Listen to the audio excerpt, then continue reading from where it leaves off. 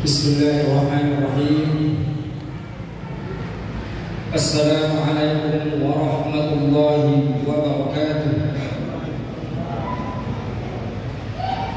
Innal hamdalillah al-qa'ilu fi kitabih wa ma umiru illa liya'budullaha mukhlishina lahu-d-din.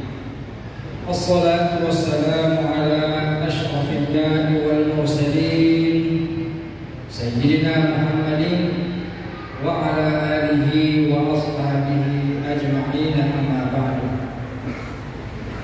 Hadirin hadirat, para alim ulama, tokoh masyarakat, pemimpin dunia yang dimuliakan dan dirahmati oleh Allah Subhanahu wa ta'ala. Malam yang ke-23 adalah malam ganjil yang digadang-gadang oleh sebagian para ulama untuk mencari malam Lailatul Qadar itu di malam-malam ganjil bulan Ramadan. Tentu dengan segala macam syarat yang ditetapkan.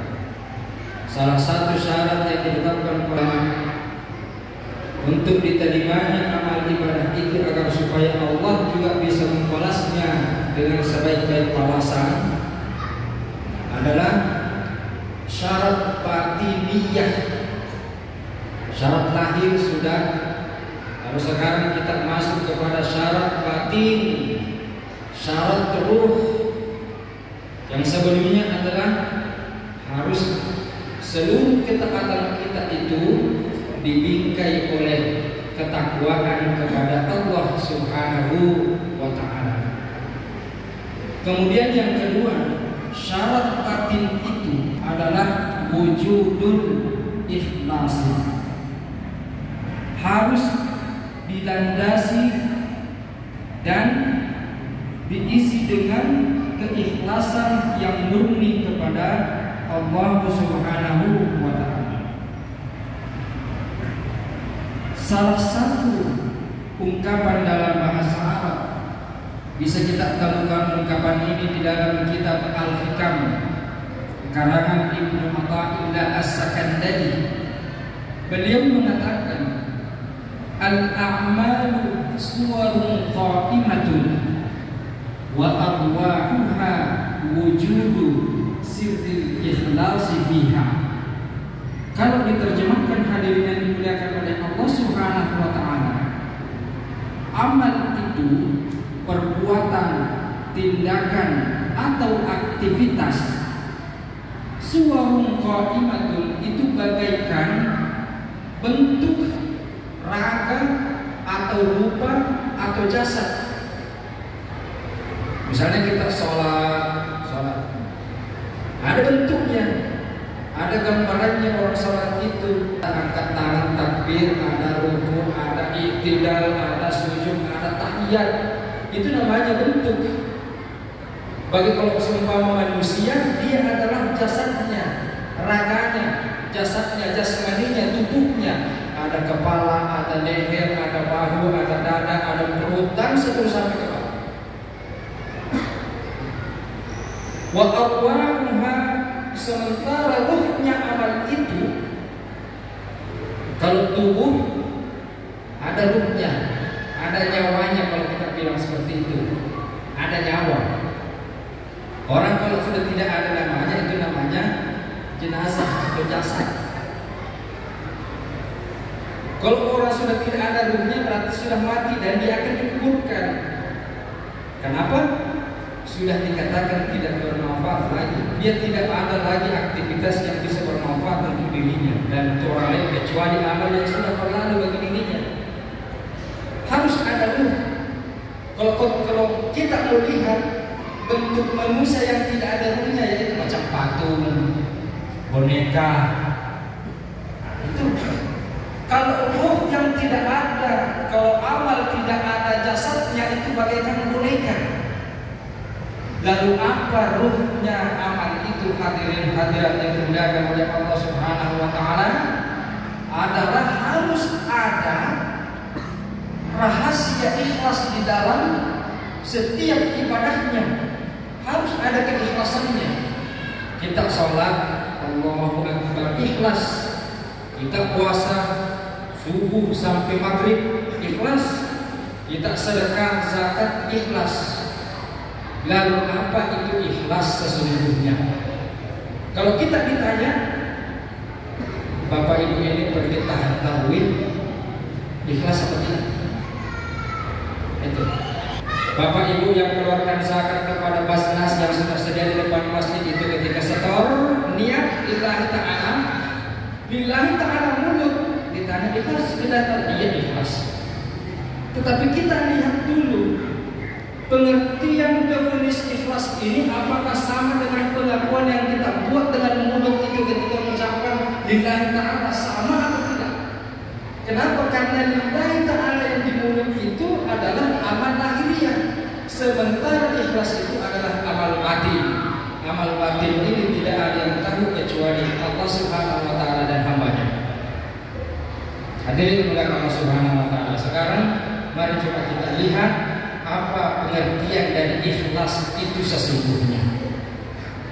Salah satu departemen atau kementerian yang menggunakan slogan ikhlas itu Kementerian Agama.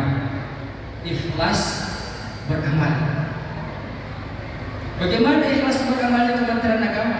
Mungkin Kementerian yang perintah. Tapi kita tidak cerita tentang ini. Kita cerita ikhlas pada sesungguhnya. Hakikatnya dia mau Kementerian Agama, Kementerian Sosial, Kementerian Pertahanan, Kementerian Pangan, terserah. Yang penting definisi ikhlas ini sesuaikan dengan agama atau tidak. Kalau kita lihat ikhlas dalam bahasa Indonesia ini, bahasa Indonesia lebih sering kita terjemahkan ikhlas itu adalah tanpa pamrih. Misalnya saya memberi sesuatu tanpa pamrih, tanpa mengharapkan imbalan. Tanpa mengharapkan imbalan ini orang sebut sebagai ikhlas. Ikhlas ini definisi bahasa Indonesia, belum definisi bahasa agama, karena berbeda. Kalau ikhlas tidak mengharapkan imbalan, Bapak Ibu kalau salat mengharapkan imbalan apa tidak dari Allah? Bapak Ibu puasa mengharapkan imbalan dari Allah atau tidak?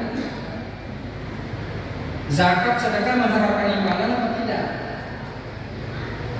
Kalau saya iya, pasti mengharapkan imbalan. Imbalan tertinggi kita dari Allah Subhanahu wa ta'ala adalah tidak mengharapkan ridhonya. Terserah surga, terserah neraka, terserah. Tetapi imbalan tertinggi yang kita cari di hadapan Allah Subhanahu wa ta'ala adalah ridho Allah. Allah suka kita dan kita suka Allah. Radiyatan mardiyah namanya. Kalau begini definisinya berarti kita tidak ikhlas karena masih mengharapkan imbalan dari Allah. Hadirin yang sekalian, berarti apa itu ikhlas sesungguhnya? Apakah kita pakai pengertian agama tanpa imbalan? Tentu bukan.